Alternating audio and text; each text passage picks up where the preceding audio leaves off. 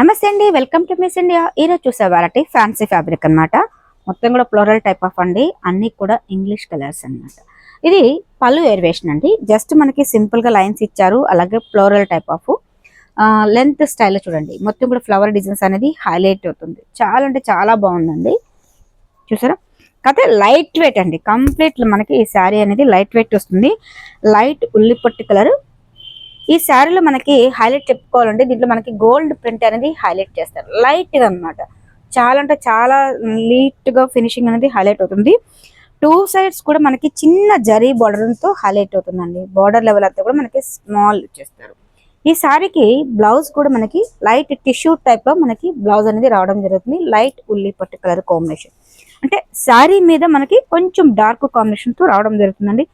చాలా చాలా బాగున్నాయి. ఇవన్నీ కూడా మనకి మంచి ఫ్లోరల్ అండి. చాలా చాలా క్లాసీ లుక్ అనేది హైలైట్ అవుతుంది.